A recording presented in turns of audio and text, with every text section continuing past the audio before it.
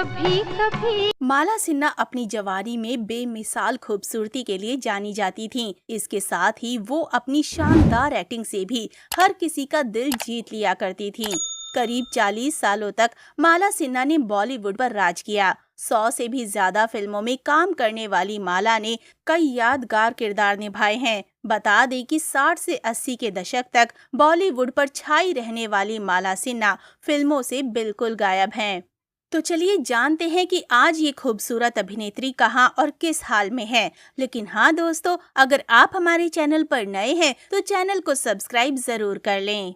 माला का जन्म 11 नवंबर 1936 में कोलकाता में हुआ था। माला का जन्म ईसाई नेपाली माता पिता के घर हुआ था, जो नेपाल के मैदानों से भारत के पश्चिम बंगाल में आकर बस गए थे। उनके पिता का नाम अल्बर्ट सिन्हा था। माला का प्रारंभिक नाम आल्डा था और कोलकाता में स्कूल में उनके दोस्त उन्हें डाल्डा कहकर चिढ़ाते थे। इसलिए उन्होंने बाल कलाकार के रूप में अपना पहला काम मिलने पर अपना नाम बदलकर बेबी नज़मा रख लिया। बाद में जब उन्होंने एक अभिनेत्री के रूप में हिंदी फिल्मों में काम शुरू किया तो उन्होंने अपना नाम बदलकर माला सिन्हा रख लिया। डांस और गाने में माहिर होने के साथ साथ माला स्कूल के नाटकों में भी पार्टिसिपेट किया करती थीं। एक दिन उनके स्कूल में एक फंक्शन था जिसमें एक फेमस फिल्म डायरेक्टर आए थे। इस फंक्शन में माला सिन्हा ने एक नाटक में भाग लिया था। जैसे ही नाटक शुरू हुआ और डायरेक्टर ने माला सिन्हा की एक्टिंग को देखा तो वो उनके अभिनय के कायल हो गए।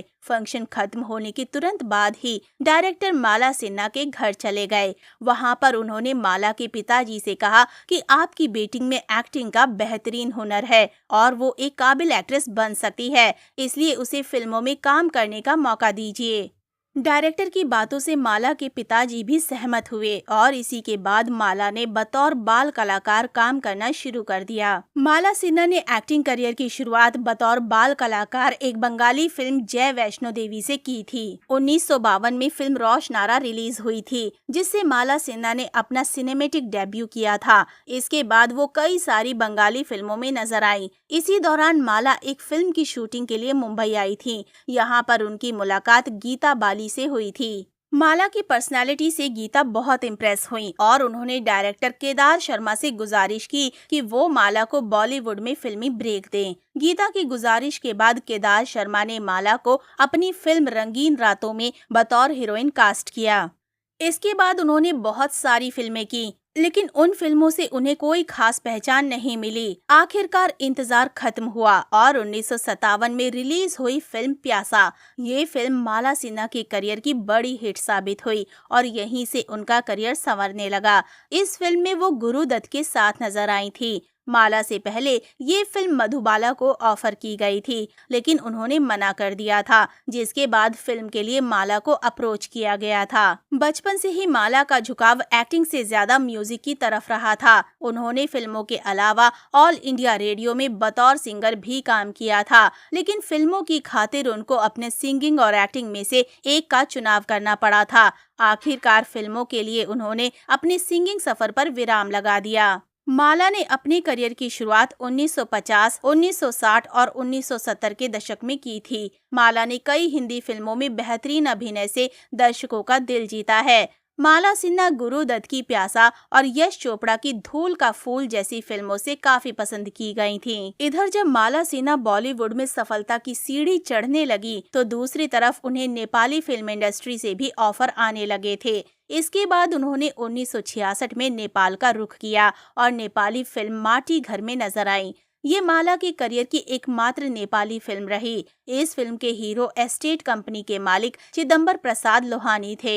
फिल्म शूटिंग के दौरान ही माला को अपने को स्टार चिदंबर प्रसाद से प्यार हो गया था, पर परिवार वालों ने शादी के लिए दोनों के सामने 2 शर्तें रखीं। पहली शर्त ये थी कि माला शादी के बाद फिल्मों में काम नहीं करेंगी और दूसरी ये कि शादी रीति रिवाजों के साथ होगी।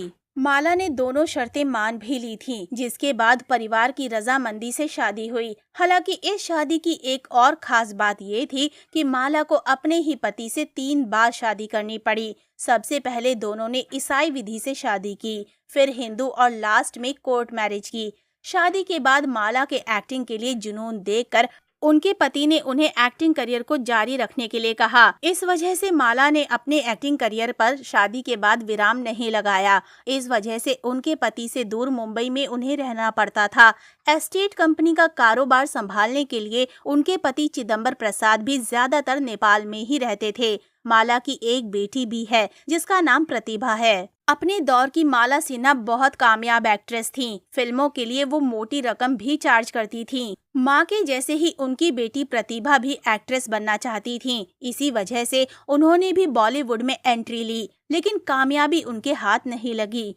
बेटी के असफल होने पर माला सिन्हा ने पार्टीज में जाना बंद कर दिया और फिल्मी दुनिया से दूरी बना ली।